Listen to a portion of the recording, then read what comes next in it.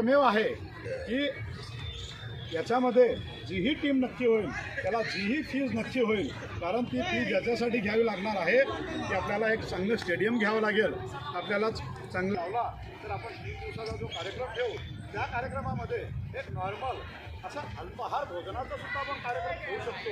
तर त्या ठिकाणी 2-4 तासाचा, 5 तासाचा, 8 तासाचा.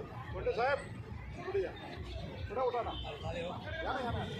त्या ठिकाणी अल्पाहार म्हणजे एक जेवण आपण त्या ठिकाणी ठेवू. जेवणाचा 3 दिवसाचा कार्यक्रम, 3 दिवसाची टुर्नामेंट ठेवली,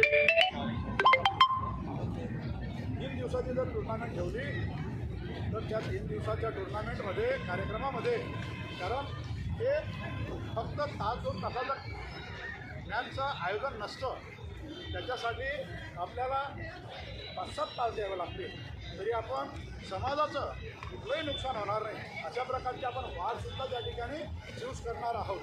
विशेषतः सुद्धा टीम आलेली आहे, त्यांचंसुद्धा स्वागत आहे. तरी आपल्याला चांगलं आयोजन करण्यासाठी काय असतं, कुठलंही चांगला काही घेण्यासाठी देण्यासाठी आपल्याला पैसा लागत असतो. आणि मी तुम्हाला या ठिकाणी गवाही देतो की या ठिकाणी या टुर्नामेंट निमित्त, क्रिकेट टुर्नामेंट निमित्त जोही पैसा येईल त्याच्यामधून 1 रुपयासुद्धा आपण ते बचवणार नाहीत, म्हणजे उलगवणार बी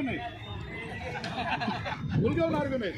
पण तुमच्या सर्वांच्या सहकुशीसाठी त्या ठिकाणी सर्वच खर्च केला जाईल. तुम्ही खुश राहायला पाहिजे, तुम्ही सॅटिस्फाय राहायला पाहिजे, त्यासाठी तो त्या ठिकाणी 1 रुपया खर्च केला जाईल, त्याचा एकम पुढे सारखा ना हो, आणि सर्वांना हिसाब दिला जाईल.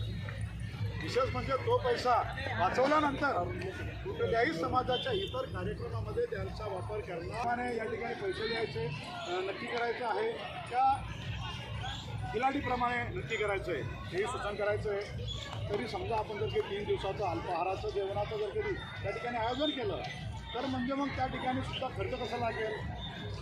समजा जवळजवळ 3 दिवसाचं जेवण आपण जास्त नको, समजा सर्व आता युवा आहेत आणि सर्वांना खिचडी आवडते, कधी खिचडी ठेवू असं काहीतरी, गरमी आहे म्हणून एक सोबत छासची एखादी बॉटल घेऊ, एक ते बॉटल कढी खिचडी छास असं आपण जास्त पोळी खाल्ल्यानंतर मग तो ज्या ठिकाणी स्लिप जाणार आहे त्या ठिकाणी आऊट होईल असा विषय. म्हणून आपण मस्त चांगलं स्वादिष्ट भोजन ठेवू, साधं भोजन ठेवू, कढी खिचडी छासचं भोजन ठेवू, किंवा हे मी फक्त तुमच्याजवळ सूचन करत आहे, फक्त माझं सूचन आहे. याच्यात अजून चांगलं स्वादिष्ट भोजनाचं तुमच्या डोक्यात जर कधी काही असा उद्देश असेल